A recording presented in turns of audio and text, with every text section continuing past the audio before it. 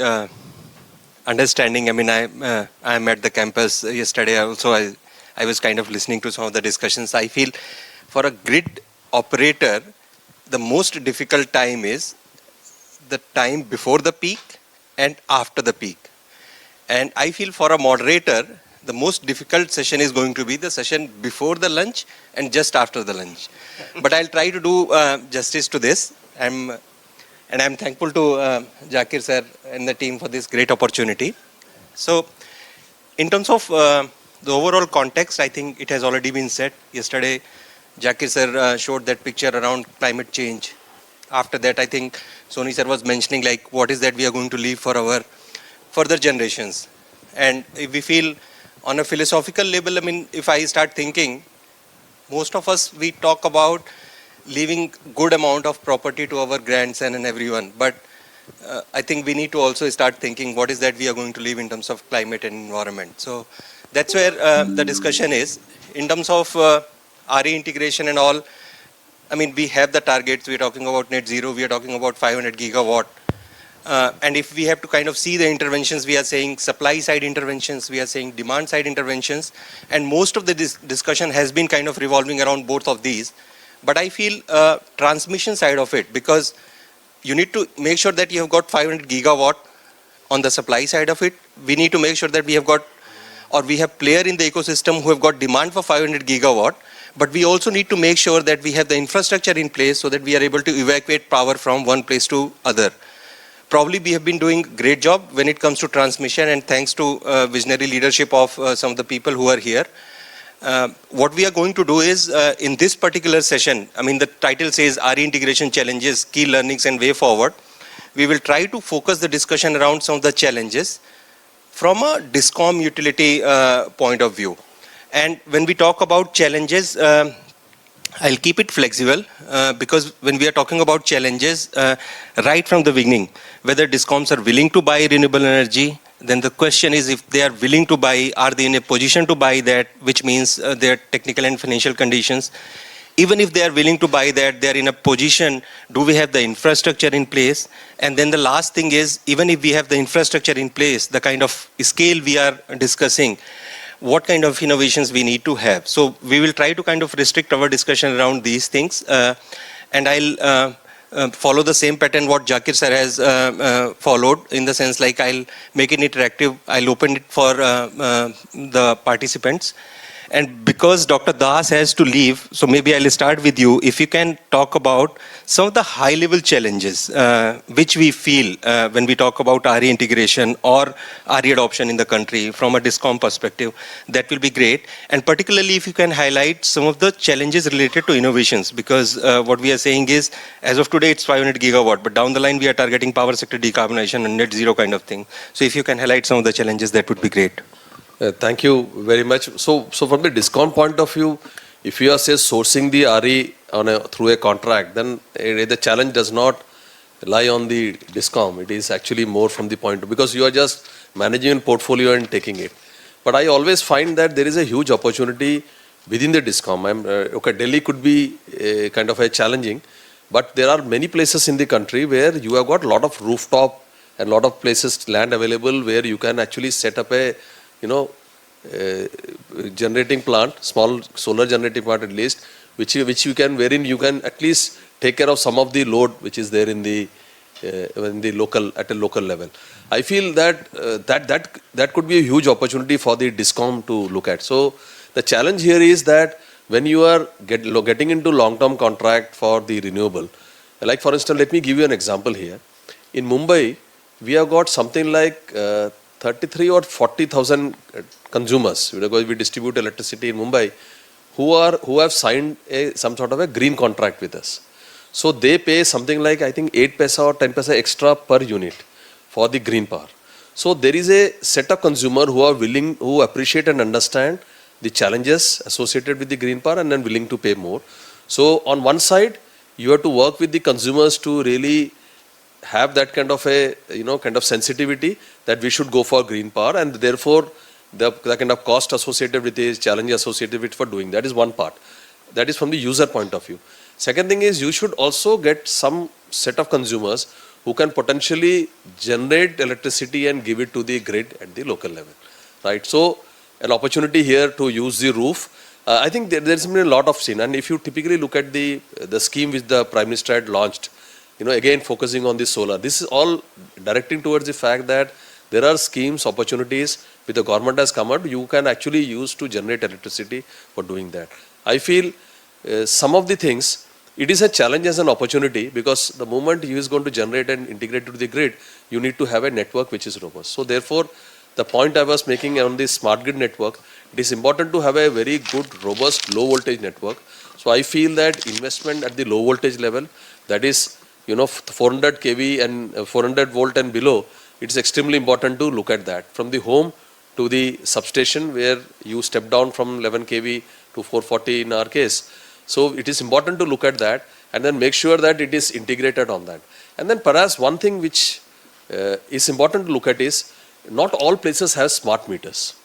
So again, when you are using this two-way power is going, you are generating electricity using it, you need to have technology which actually monitors, calculates, give information in a very robust and in a very versatile, quick manner, in an agile manner.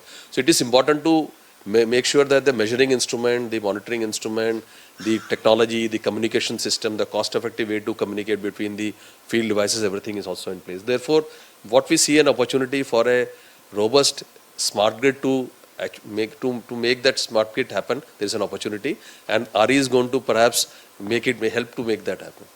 Thanks, Dr. Das. I think two important points. One around the technological innovation, and the second is more to do with the business model, where we are saying you make consumers as a prosumers, and business model aligned with DISCOM. What I'll do is, because Dr. Das has to leave, I'll request audience to have questions, specific questions which you would like to have to Dr. Das. And before asking that question, maybe you can introduce yourself briefly. Hi, Vaibhav Ghosh from Mindspace Business Park. My question is simple, actually. As a customer, when we are buying electrons, let us say at 3.5 rupees or 4 rupees, its landed cost comes out to be around 8 rupees, 9 rupees. In state like Maharashtra, it is even more. If it be considering all those costs like transmission charges, transmission losses, distribution charges, distribution losses, wheeling charges, this and that. So my question is, are we paying for inefficiencies of transmission and distribution utilities? And what are the steps you're going to take to make this rationalized? Because 3.5 rupees transferring electrons from one place to another place, if we are paying 100 to 150% of its charge, is irrational, in my opinion. And what are the steps to make this rational? So actually, we have got somebody who can answer your question in a better way. Yeah, but you mentioned irrational. It is not irrational. You take a pencil, you will give us more money. I will just do it. Yeah. So my request to you would be, Shuklaji, and we will hold on with this question because Shuklaji is going to be with us. So we will take up this question. Any specific question to Dr. Das, because he has to leave? Yeah, I'm Arvind Dalsania from PGVCL Gujarat DISCOM. As you rightly said, we have a large number of concentration solar distributed rooftop generation. So as all utility have faced, we are also facing some voltage issues. So particularly we would like to know, as a private and leading company of the state, that how you address those voltage level of issues if you have come across such kind of thing in your DISCOM. Thank you. So again, it's again the point I was making about the network. Somewhere you have to do that. Very interestingly, one of the DISCOM had come and visited us, the CEO and MD. I don't want to take the name of the state. So they had come and visited, and they said a very interesting thing to me. He said, every year we do a forecast. Because you know that states, some of the states are not as rich as Gujarat. They have their, constraint of investment. So many times what happens is, they say that we want to have a 15% load growth is anticipated. He says, and we want to make investment in capex of 15% load growth. Now he says where I am going to, because I am not sure. Again, then if you know, we are not sure. You have to tell us that how do we really calculate the load, in the sense that how do we really make sure that which particular path has got what kind of load, etc. I think here what the point is very simple. You know, you have, it is not a question of private utility or a public utility, because I personally feel, I have worked with almost all the utilities in the country. I don't feel any difference in the competence. You know, I'm making a very honest statement here. I don't see a difference in competence at all. It's only a question that how do you want to do take forward a process.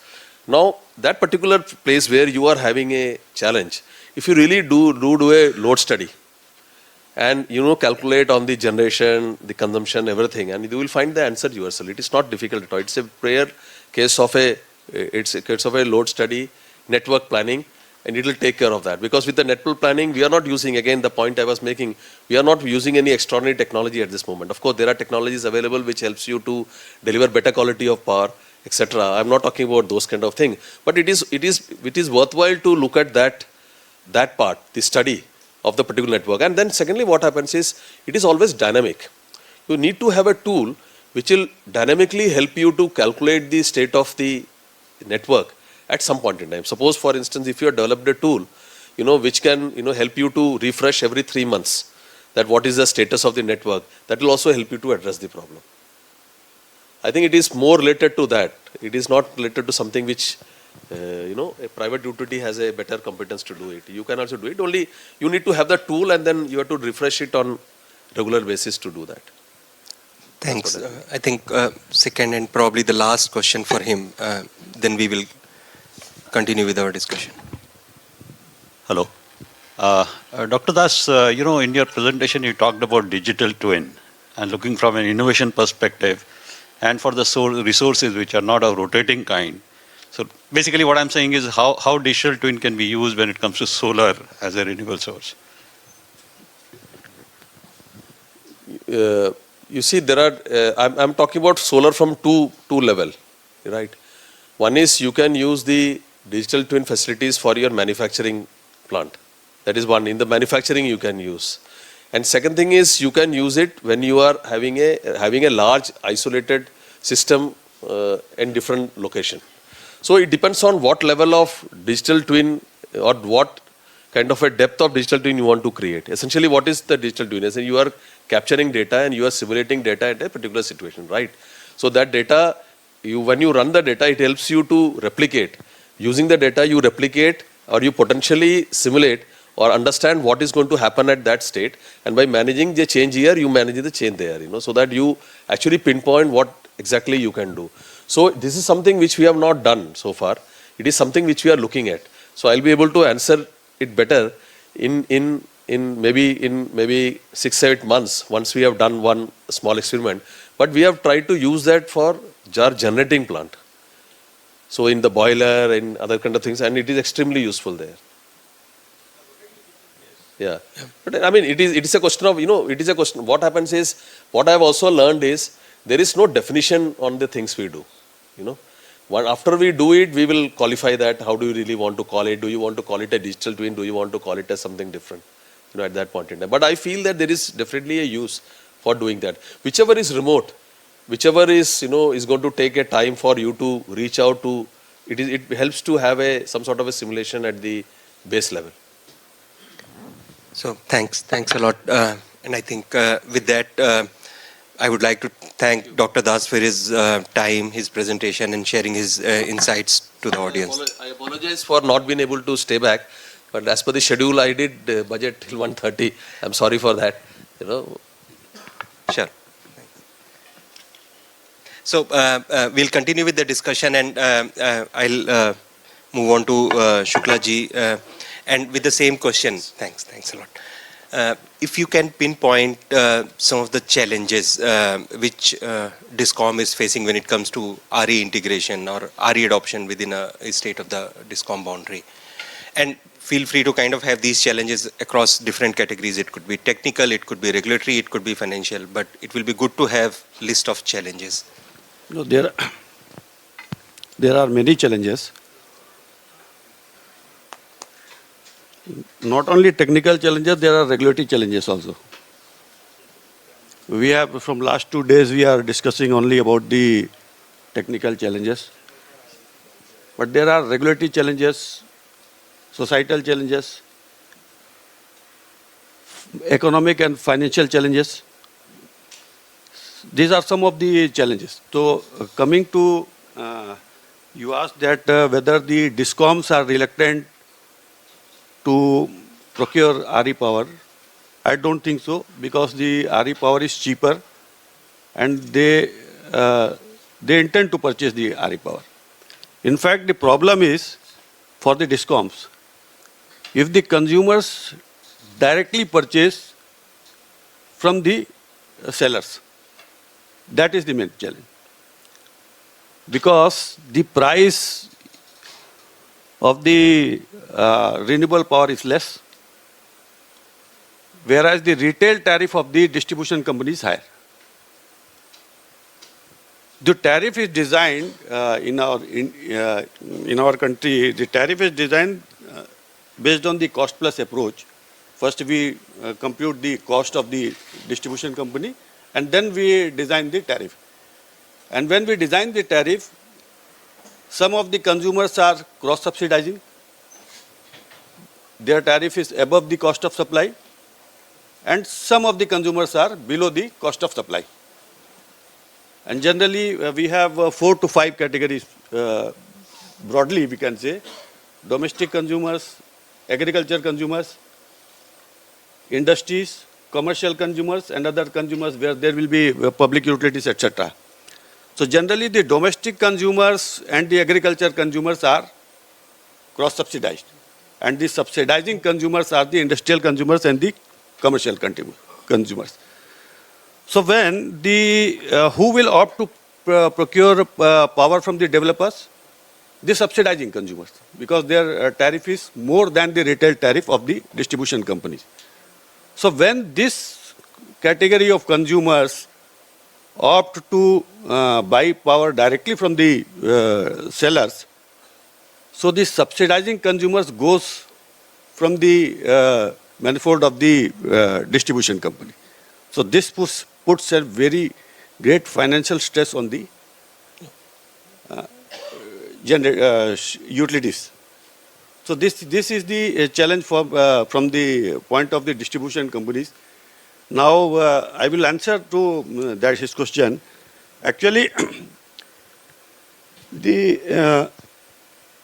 in the cost part, 85% of the cost, 80 to 85% of the cost of a distribution company is the power purchase cost. 80 to 85% is the power purchase cost. It includes the transmission cost also. It includes the power supplied by the generators. And in that remaining 15%, we have around 10 to 11% we have the O&M cost. Remaining is the financing cost, loan repayment, etc. So now if you look the cost part of the distribution company, this power purchase cost is uncontrollable. That is not in their control. Financing cost, lenders, how much interest rate they will charge, that is not in their control. The only component which is controllable for them is the O&M expenses, which constitutes very less. So when the we think from the point of the distribution companies, now the losses are generally in the 15 to 20% at the national level. So we cannot say that we are loading the inefficiencies of the distribution companies to the consumers. You can validate it by the data. In fact, the distribution companies, the major component of their expenses are uncontrollable. The only part which they can control is the O&M expenses. And in the O&M expenses also, if we see, there are employee expenses, repairs and maintenance, and A&G administrative and general expenses. Employee expenses, most of the utilities who are distributing electricity in the country are the state utilities, and their salaries and allowances are all fixed by the government. So it is properly settled. So remaining only the R&M and A&G expenses, and that is very in the range of 4 to 5%. So we cannot say that we are loading the inefficiencies of the distribution companies to the consumers. Thank you, Shukla ji. And maybe I'll move on to Mukesh ji. And continuing from the same question, I mean, if you can highlight few of the specific challenges in addition to what he has already highlighted, the challenge around the business model he has already highlighted. But do you see any other challenges? Yeah, so as we know that the variability towards supply side and within the distribution load is continuously increasing. So there is a need to create demand flexibility. And when I say demand flexibility, it doesn't mean rostering or load shedding. So how can we create a demand flexibility into the distribution network? One way is, of course, giving the price signals in form of TOD or TOU, whatever you call it. But unfortunately, so far we don't have any sort of study that this much of variation in the tariff, 20% or 30% plus minus, will produce this much of demand on certain basis or maybe in proximity to whatever megawatt or that. So the other ways is to use technology in form of auto demand response or manual demand response, or maybe by using the managed kind of services, in whether it is in EV charging or in case of automation of homes or this kind of. So this has to be done by the utilities, and specifically the utilities which are operating in the metro cities like Mumbai, Chennai and Kolkata, Delhi and this thing. Because most of the load coming and contribution towards the peak is from the residential sector. So there has to be something in form of demand flexibility towards that. So as a utility, we have already commissioned a couple of pilots around auto demand response, and there has been encouraging results where consumers voluntarily participated and shifted their load from the peak hours to off-peak hours. And in some cases, incentives were also provided. So we need some sort of policy push and regulatory support as well for demand response program, so that enough demand flexibility can be produced in the system to cope up with the variability and this thing. So today I see this as a challenge and as an opportunity as well. Thanks a lot for highlighting that point on demand flexibility, because sometimes I feel when we talk about this, the whole thing around energy transition, DISCOMs are doing their bit, grid operators are there their bit, but when it comes to consumer, what kind of role they can play, and that's one opportunity where certainly they can kind of make a contribution. Shukla ji, I'll continue with your response where you discussed some of the things related to business model. Essentially, that's business model thing. And what we have seen is in the recent, there has been a lot of traction around some of the DRE system, decentralized renewable energy system, whether it is PM Surya Ghar scheme, solar rooftop, or PM Kusum scheme, where we talk about solar addition at remote locations. But for all of these, I feel if we have to achieve such kind of targets, then the discussion around the distribution infrastructure becomes very, very critical. So your views around that, how challenging this is, and most importantly, if you can also talk about some of the way forward approaches. I mean, challenges are there, but then how do we deal with this? I'm not saying like this will be able to kind of overcome these challenges in 1 or 2 days, but what should be the way forward approach kind of thing? If you can highlight, that would be great. Currently, transmission planning is done adequately with the coordination of the CTU, STU.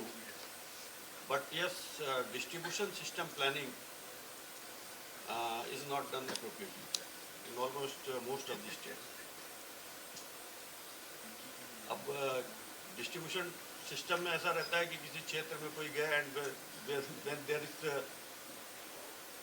somebody says that there is voltage issue and then they say that please and upgrade the system.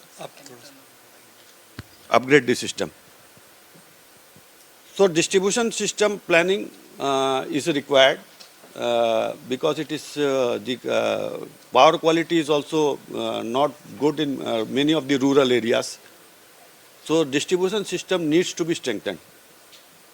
And the regulators generally approve the capital expenses of the distribution company without any hesitation. Regarding this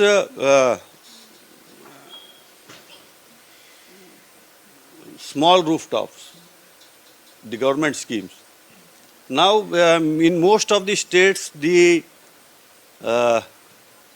tariff, there is free electricity, Bijli Bill Half Yojana, and most of the consumer are consuming below 400 or units. So, mainly the high consuming consumers, they will opt for the this rooftop solar system. The high paying consumers, they will opt for the rooftop system. And so this has not taken place in most of the states because of this subsidized tariff for the low consuming consumers. And the distribution system is strengthened in most of the states. They are planning to strengthen the system to accommodate this renewable power, solar power at their field level. Thank you. So again, I'll open the floor for discussion. Siddiqui Saab, can we have the mic for him, please? Regulator कैसे ये ensure करता है कि ये cost उसकी optimised है, कि वो जो बायलैटरल ट्रांजैक्शंस कर रहा है, जो फर्म ट्रांजैक्शंस हो गए वो तो हो गए, उसके बाद डे अहेड मार्केट में, रियल टाइम मार्केट में वो अपना पोर्टफोलियो मैनेजमेंट कैसे करता है, और रेगुलेटर ये कैसे इंश्योर करता है कि ये जो cost of electricity, supply of electricity है, ये कंज्यूमर को एट मिनिमम कॉस्ट मिलेगी। ये रेगुलेटर इसको कैसे इंश्योर करता है, क्योंकि आज की डेट में डिस्कॉम्स भी सेल भी कर रही हैं, परचेज भी कर रही हैं, मीडियम टर्म कॉन्ट्रैक्ट्स कर रही हैं, बायलैटरल ट्रांजैक्शंस कर रही हैं। तो ये पूरे सिस्टम को रेगुलेटर कैसे मॉनिटर करता है, पहला क्वेश्चन ये। दूसरा, जब इन्वेस्टमेंट का पार्ट आता है तो एक ट्रांसमिशन सब स्टेशन से 132 kV का ओवरलोडेड है, दूसरा ट्रांसमिशन सिस्टम उसके लिए प्लान किया जाता है। प्रैक्टिकली ये देखा जाता है कि ट्रांसमिशन सिस्टम तैयार हो जाता है, वहाँ पर डिस्ट्रीब्यूशन नेटवर्क आता नहीं है, तो जो ऑलरेडी सब ओवरलोडेड सब स्टेशन था वो उसी कंडीशन में पड़ा हुआ है, और एक लोन लेकर के हमने कैपेक्स क्रिएट कर लिया और उसको यूज़ नहीं कर रहे हैं। रेगुलेटर इसमें कितना इंटरफेयर कर सकता है? खाली रेगुलेटर के इंटरफेरेंस से नहीं होगा, because the orders of the regulators are appealable also, so we have to, हम उसको सारे एस्पेक्ट्स को देखना पड़ता है। ये जनरली ये देखते हैं कि इन्होंने जो पावर परचेज की प्रोक्योरमेंट किया है, वो जनरली जो इनका डिस्ट्रीब्यूशन कंपनी का जो पावर परचेज का पोर्टफोलियो है वो major mostly long term purchase है। शॉर्ट टर्म परचेज जो है वो बहुत कम, it is very less, not more than 15-20%। So long term purchase तो it is done by in accordance with the agreement. The discoms के पास तो कोई ऑप्शन नहीं, if they because of the real market real time situation, if they can surrender the power also, but they have to pay the fixed cost to the generators. Fixed cost तो देना ही पड़ेगा, they cannot exit from that. So only remaining is the short term power purchase, where the regulators देखते हैं कि whether the short term purchase are done following the taking into consideration the cost express or not. ये देखा जाता है only for the short term purchase. And also because of in the solar hour we have surplus energy. तो एक दूसरा aspect भी है, there is another aspect also, that the distribution companies are selling power also interstate, at the interstate in the exchanges and etc. And we are also seeing that the power which is sold, whether it is economical to sell power or to surrender power, or there is third option also, whether we can think of giving that power within the state also. So ये सारी चीज़ों को we examine all these things, and then we approve the expenses. And regarding आपकी ये है कि जो transmission planning, that the load flow studies, we are technically we are much more dependent on the state utilities के technical expertise ज़्यादा रहती है. So taking the feedback from them, the load flow studies and the demands in the area, we approve the capital investment plan of the distribution company and the transmission company. Thank you. Next one.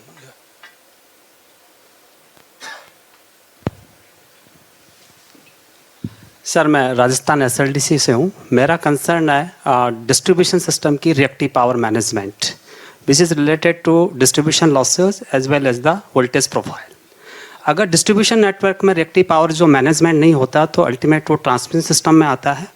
और अब system हमारा transmission system saturate हो गया है कि capacitor bank 33 kV level पे install होते थे और जो डिस्ट्रीब्यूशन नेटवर्क की रिएक्टिव पावर रिक्वायरमेंट थी वो 33 kV पे जो कैपेसिटर बैंक इंस्टॉल थे उससे मीट आउट होती थी.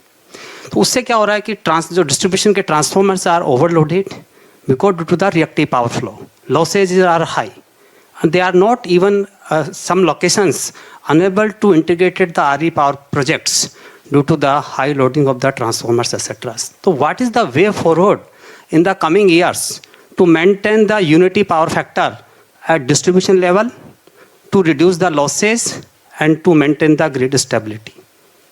And what is the role of RE power projects so that maximum MVR of the distribution network can be meet out from the RE projects also?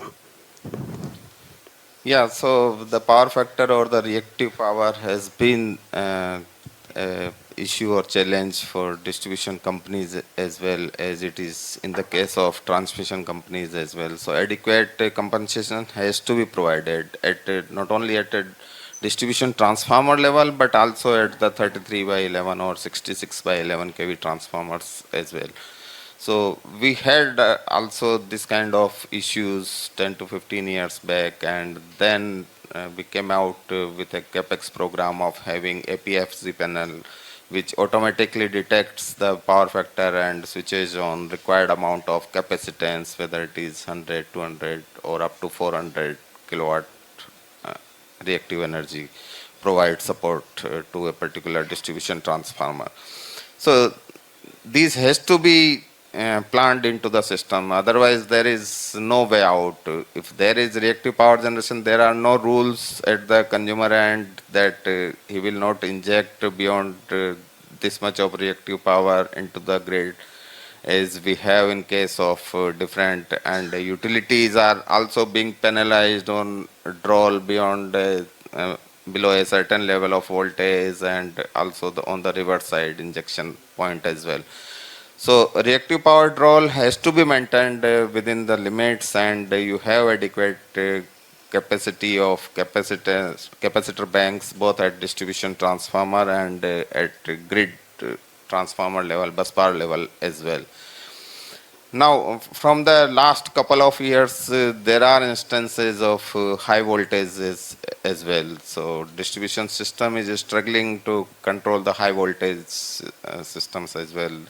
There is obviously a way to control is to changing the taps of the transformer at grid end, but that's not a good way of doing that because it doesn't reduce or increase the reactive power in the system. So again, we have to look from that perspective as well, how this high voltage phenomena in case of more RE integration and high voltage coming from the 400 kV level. Sometimes we face high voltage at 66, which comes around 70 kV as well. So we have to deal with that through technology and through innovative methods only. So now our focus is to how to handle these high voltage, switching off the different lines which are in parallel. Can we switch off one line? Can we switch off one transformer and transfer the entire load on the other transformer? So these all things we are doing. If I talk about Delhi, then especially in the winter nights which are currently running, the load is as below as 500, 600 megawatt range, which the highest peak demand is at 8.6 gigawatt. So in comparison to that, this is very minuscule. So we have to, all the transmission, sub-transmission line and distribution lines are highly underloaded, and we have to manage by switching off different transformers and lines. And in reverse case, there is no way except to have the capacitor banks into the system. Thank you.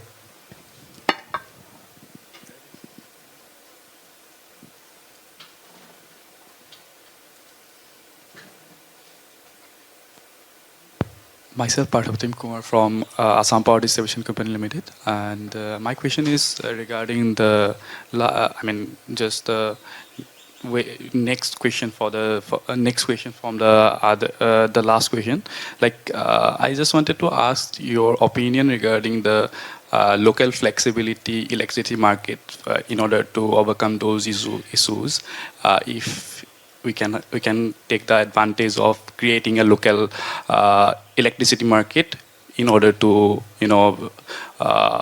resolve those voltage issues. Yes, we have to evolve a mechanism within the states also, because we have currently what we are pricing, that that is time of day tariff. It is only for a small group of consumers, mainly ST level. But as per the mandate of the electricity rules, probably 10 kilowatt and above consumers are also going to be covered under the time of use tariff. And also the regulators are now required to think that how the retail tariff should be fixed so that it recovers the cost also of the expenses part of the distribution company, and it becomes competitive also from the market. But for the electricity, I don't think because of the cheap electricity, the industrial production, they will increase their production because the price is less. Only they can shift their load. They have their load requirements, industries or commercial organizations, they have their load requirement, and they can only shift the load. They will not increase their load because the electricity is less. But yes, we have to align and devise some mechanism so that it recovers the cost also of the distribution company, and also it becomes competitive from the short-term market. So, please. Yeah. So what I understand from your question is that development of local electricity market so that a common consumer or maybe the prosumer can sell its excess generation to anyone he wants to sell.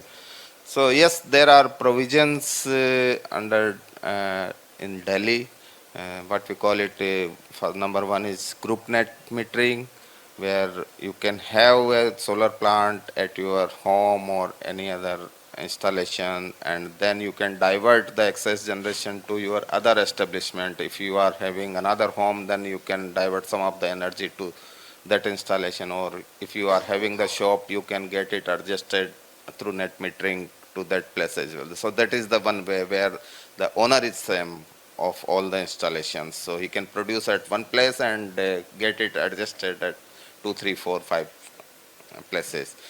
The second one is the virtual net metering, where the owner is could be different. There could be one developer who can install a big plant of maybe 500 kilowatt, 1 megawatt, or maybe more than that, and he can find the buyers within a distribution company to whom he wants to sell the generation, solar generation or whatever. So he has got this facility that he may assign the certain percentage of the generated capacity to each of the beneficiaries. Suppose beneficiary A will be getting 10% of the generation, beneficiary B will be getting 15% or whatever. They can come out with their plan. And the same way we can adjust the energy. So this is done on the net metering principles. The third way, which has been recently introduced by Delhi Regulatory Commission, and I believe in UP, this is already there, what we call it P2P transaction, that is peer-to-peer transaction. So this has been recently announced in Delhi, and we are exploring the ways how a prosumer can sell its excess generation to the peers within the distribution company. So we will be needing a robust platform where a seller can place a bid and buyers will come and the matching will happen and the transaction will happen and all the measurement and verification will be done. So we are currently exploring the methodology, how to implement it for the consumers. So hope I answered your question. So thanks. And in the interest of time, maybe we will go for one last question. Yeah.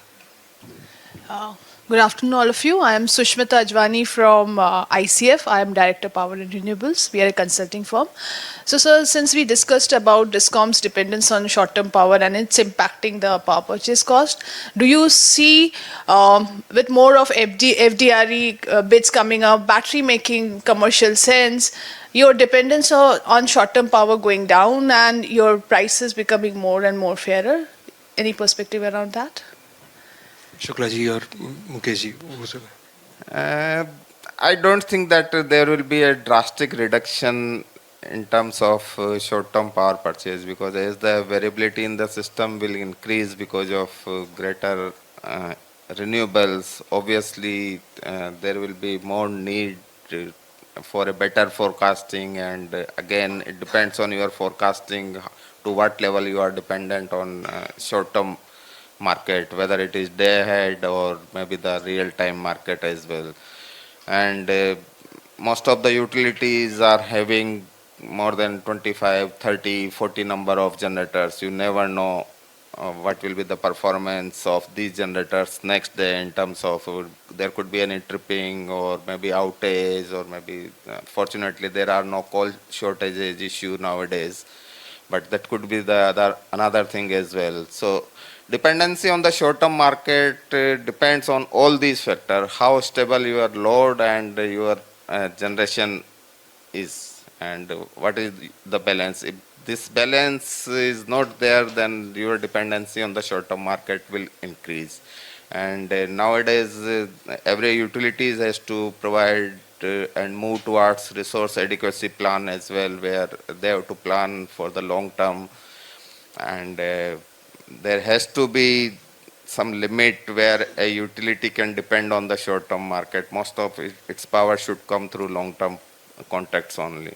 So the uncertainty associated with the short-term market has to be minimized. So, yeah, you want to add? Yeah. See, the distribution companies have a supply obligation. They have to supply power to the consumers when they need. When the consumers gets the contract demand, their load sanctioned, then the distribution company is obliged to supply power up to their contract demand. And that cannot be met from short-term sources. So generally, it is preferable for the DISCOMs to tie up long-term power up to the extent of 80 to 85%. This electricity policy also suggests, recommends to that the distribution companies should, the guaranteed of power should be available to them, because they have the obligation to supply consumers up to the limit of their contract demand. So the short-term market will be, volume will be less only. So thanks a lot. And in the interest of time, I would basically, I'm sorry, I'll not be able to kind of take any questions further. So in summary, what I have to say is, like, while there are technical challenges, while there are maybe financial challenges, but based on the discussion, one thing was very clear, that some of the innovations around business models are very, key to this. You started with that discussion, and some of the discussions around utility-led business models, or maybe other kind of business models we need to bring in, where we are able to kind of secure the interest of the financial interest of the DISCOMs is going to be a key. Before I close, any final remarks from anyone?